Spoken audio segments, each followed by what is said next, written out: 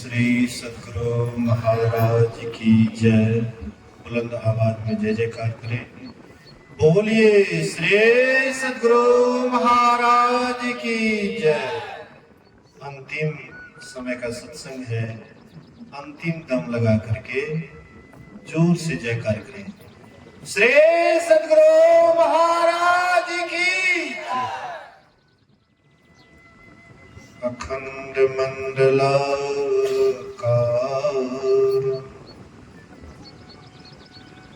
व्याप्तम् येन चराचरम्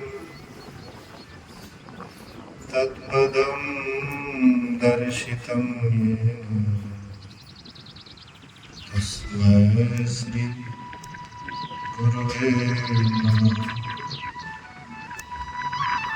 धन्य धन्य सद्गुरु सुख महिमा कहे न जाए। जो कछु कहा तुम्हारी कृपा मोते कछु विसार। सर्वत्र सर्वदा वर्तमान सद्गुरु महाराज के पावन चरणों में कोटि कोटि नमन। उपस्थित गुरुजन, धर्म प्रेमी सत्संगी बंधुओं, माताओं तथा भक्तिमती बहनों, 2 दिवसीय संगमत सत्संग का आयोजन किया गया है, जिसका आज प्रथम पाली का अंतिम बेला है। बैठिए बैठिए, थोड़ी देर बैठिए। बहुत गई, थोड़ी बची, थोड़ी भी अब जाए।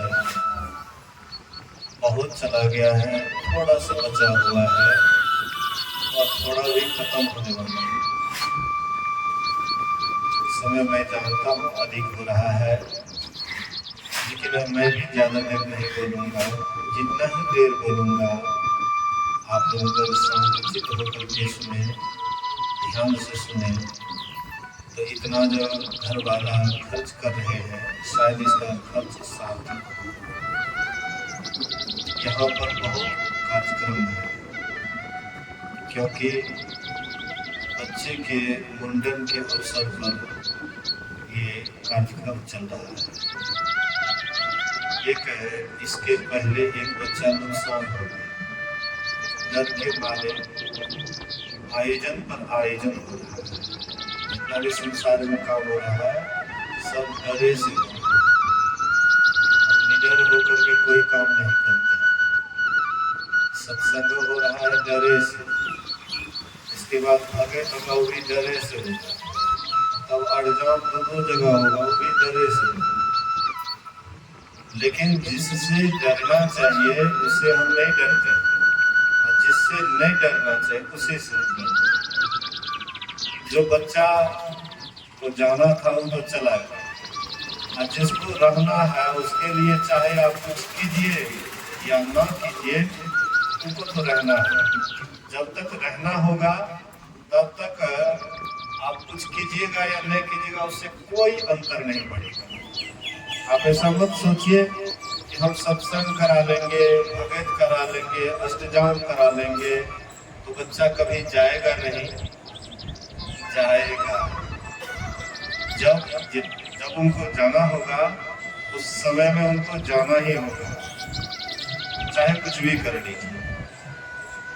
तो मैं कह रहा था कि जिससे लोगों को डरना चाहिए उससे लोग डरते नहीं हैं, जिससे नहीं डरना चाहिए उसी से डरते हैं।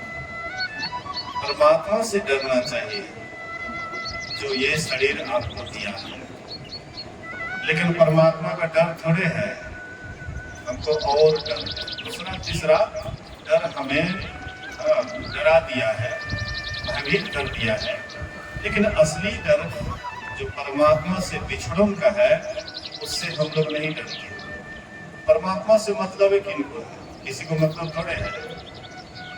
कोई हजारों में लाखों में कोई एकाध होता है जिसको परमात्मा से मतलब होता है। परमात्मा से नहीं के बराबर मतलब है संसार से, मतलब है माया से। माया बेटा क्या है, वो माया के रूप में आया है। पत्नी क्या है, माया के रूप में आया है। धन संपत्ति क्या है, माया के रूप में मिला है। माया से हम जितना स्नेह करते हैं, जितना प्रेम करते हैं, उतना परमात्मा से हमको क्या मतलब, परमात्मा से प्रेम थोड़े है। ये जो कार्यक्रम हो रहा है परमात्मा प्रेम के कारण नहीं हो रहा, माया से विछड़न न हो जाए इसलिए ये कार्यक्रम हो रहा है। लेकिन माया तो असत है, झूठ है, एक दिन तो बिछड़ेगा। जितना है इसको बढ़िया से रखिए, लेकिन एक दिन माया बिछड़ेंगे। लेकिन हम ममता किससे रखते हैं, माया से ममता रखते हैं। गोस्वामी तुलसीदास जी महाराज कहते हैं ममता ही रखना है तो राम से रखो। ममता एक राम सो समता सब संसार। कहते ममता अगर रखना है तो राम से ममता रखो, जो तुमसे कभी बिछड़ने वाला नहीं है। लेकिन वो राम से ममता नहीं रखते हैं, ममता रखते हैं संसार से, बाल बच्चा से, घर परिवार से, जमीन जायदाद से, मकान दुकान से। जिससे ममता रखना चाहिए उससे ममता हम नहीं रखते हैं, और जिससे नहीं रखना चाहिए उसी से हम रखते हैं। इसीलिए अंत समय में यहाँ से पछता करके जाना पड़ता है। अंत समय में खाली हाथ जाना पड़ता है। आप कुछ लेकर के नहीं आए और ना कुछ लेकर के जाएंगे। पीछे में है ये मेला, ये झमेला पीछे में लगा हुआ है। यही मेला में हम परमात्मा को भूल जाते हैं, माया रूपी मेला में हम परमात्मा को भूल जाते हैं। इसलिए बीच बीच में ऋषि मुनि आते हैं आपको याद दिलाने के लिए। ऋषि मुनि क्यों आते हैं, साधु महात्मा क्यों आते हैं? परमात्मा का दूत है, परमात्मा का संदेश वाहक है। आपको बीच बीच में चेताते हैं, आपको बीच बीच में याद दिलाते हैं, अरे तुम कहां से आया, तुमको कहां जाना है और तुम कहां अटक गया, थोड़ा याद करो।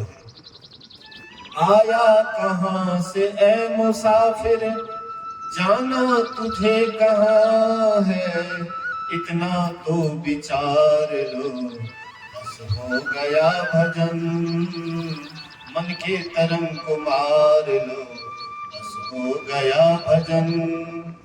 आदत बुरी सुधार लो, आदत बुरी सुधार लो, बस हो गया भजन। मन के तरंग को मार लो, बस हो गया भजन। मन में जो तरंग आता है, मन जो आपका चंचल है, मन जो चलायमान है, मन में जो चंचलता है, ये चंचलता निश्चलता में बदल जाए। ये कब संभव है, जब तक हम ईश्वर की भक्ति नहीं करेंगे तब तक यह चंचल मन स्थिर नहीं होगा। जब हमारा मन शांत होता है तब देखिए एक अलग शांति मिलती है। हमारा मन जब चंचल होता है तब देखिए हमारा जीवन दुखदायक हो जाता है। इसलिए हम आपका मन शांत तभी होगा जब हम संसार से उपराम होंगे, संसार से ऊपर उठेंगे। संसार से ऊपर उठने के लिए क्या करना पड़ेगा? बाहरी सहारा कुछ भी नहीं चाहिए, बाहरी सहारा की कोई आवश्यकता नहीं है। अंतर यात्रा करना पड़ेगा, अंदर की तरफ चलना पड़ेगा। बोलिए श्री सद्गुरु। अंदर की तरफ कहाँ चलिएगा? अंदर की तरफ तो हम लोग रोज रोज चलते हैं। नींद में जाते कहाँ? अंदर में जाते हैं। बाहर से ख्याल समझ जाता है तब हम अंदर जाते हैं, नींद में जाते हैं। लेकिन नींद में जाते हैं अज्ञानता में जाते हैं। ज्ञान की तरफ चलिए। ज्ञान की तरफ किधर है? आंख से नीचे है अज्ञानता। हम नींद में जाते हैं तो कहाँ जाते हैं? आंख से नीचे जाते हैं। आंख से नीचे कंठ में आते हैं तो सपना देखते हैं, वहां से नीचे उतरते हैं, गहरी नींद में जाते हैं, फिर वहां से कंठ में आते हैं तो फिर सपना देखते हैं, और फिर यहाँ आते हैं, आंख में आते हैं तो जागृत अवस्था होती है। महापुरुष कहते हैं ये नीचे की तरफ जाना अज्ञानता की तरफ चलना है, और हम कई जन्मों से नीचे की तरफ यात्रा किए हैं, ऊपर की तरफ कभी नहीं किए। मर्द कौन है, हिम्मत वाला कौन है जो आंख से ऊपर चलता है? कोई भी महान व्यक्ति कैसे हुआ है? आंख से ऊपर चलने के कारण। जितने भी संत महात्मा का नाम सुनते हैं, ऋषि मुनि का नाम सुनते हैं, भगवंत का नाम सुनते हैं, सब आंख से ऊपर गया है। शिव जी को देखें क्या आंख है, बोलिए तो शिव जी को क्या आंख है? क्या को आंख से? तो यार बोले सबसे तीन गो आंख से। हमरा के क्या गो आंख से? दूटा पक्षपात क्या देखें परमात्मा ध्यान करना चाहिए परमात्मा के। ओकरा तीन गो है, हमरा दुइये गो। तीन आंख हम आपके भी पास है। शिव जी के पास तीन आंख है, उनके हम संतान हैं, हमें भी तीन आंख है। अंतर इतना है कि शिव जी ध्यान करके तीसरे आंख को खोल लिए थे, हम लोग ध्यान नहीं करते हैं इसलिए तीसरा नेत्र नहीं खुला है, इसलिए। लेकिन है तीन आंख हमारे पास भी। माँ बहने यहाँ पर बिंदिया लगाई हुई है, कौन सी का संकेत है? तीसरी आंख का संकेत है। साधु महात्मा यहाँ पर चंदन लगाते हैं, किस आंख का संकेत है? तीसरी आंख का संकेत। ये हम आपको ऋषि मुनि ये जो बिंदिया लगाने का जो एक तरीका बतलाए हैं, वही तीसरा आंख का संकेत करते हैं। ये तीन आंख हम आपके भी पास है, लेकिन शिव जी क्या करते थे? ध्यान करते थे। 88,000 वर्ष तक बैठे तो बैठले रहे। आप लोग 88 मिनटों नहीं बैठते हैं, 88 सेकेंडों कितना आदमी नहीं बैठता है? ध्यान को बैठते हैं, और वो एकदम 88,000 वर्ष तक एकदम बैठे रहे। हम आप बैठिएगा, देखिएगा, जब बैठिएगा ध्यान पर तब आपको शांति महसूस होगी। संसार में कितना दौड़ाई, खूब गपशप कर लीजिए, इधर उधर की बात कर लीजिए, खूब पैसा आपके हाथ में आ जाए, बड़का सत्ता पर हो जाइए, बड़का पद हासिल कर लीजिए, कितना ऊंचा से ऊंचा पद हासिल कर लीजिए, कितना हो पैसा का मालिक बन जाइए, ऊंचा से ऊंचा गद्दी पर बैठ जाइए, लेकिन ध्यान नहीं कीजिएगा, शांति नहीं मिलेगी। गुरु महाराज कहते हैं, फिरे चहुदिशी जगत में अरु वक्तृता देता फिरे, ध्यान बिनु नहीं शांति आवे, लोग हो कितना हो घिरे। कितना हो लोगों का भीड़ हो जाए, कितना हो हम लोगों को रिझा दें, लेकिन ध्यान नहीं करेंगे, शांति नहीं मिलेगी। एकांत में बैठ करके कभी कभी अपने आप को देखिए कि हमारा मन क्या सोच रहा है, हमारा मन क्या विचार कर रहा है।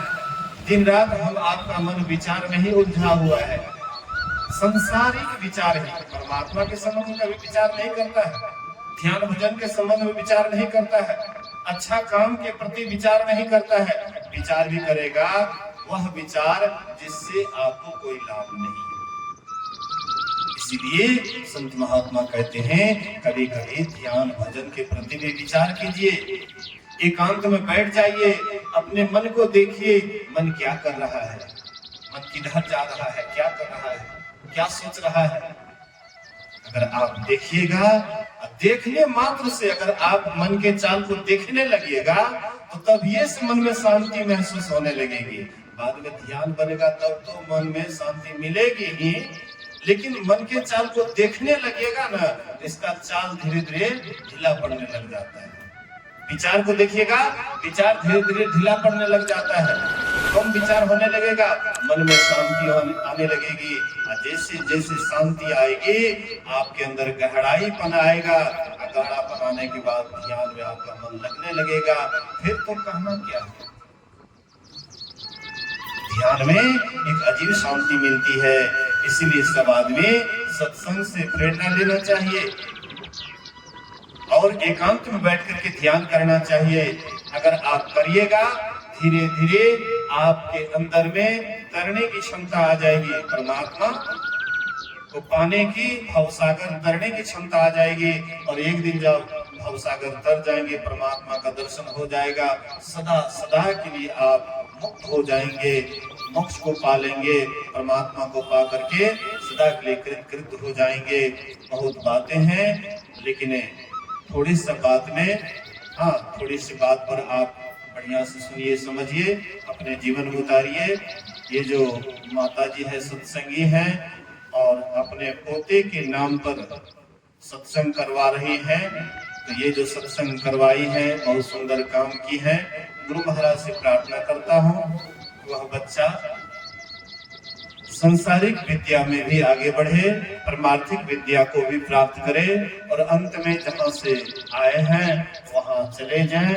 इसी शुभ वचन के साथ बोलिए प्रेम से श्री सद्गुरु महाराज की जय।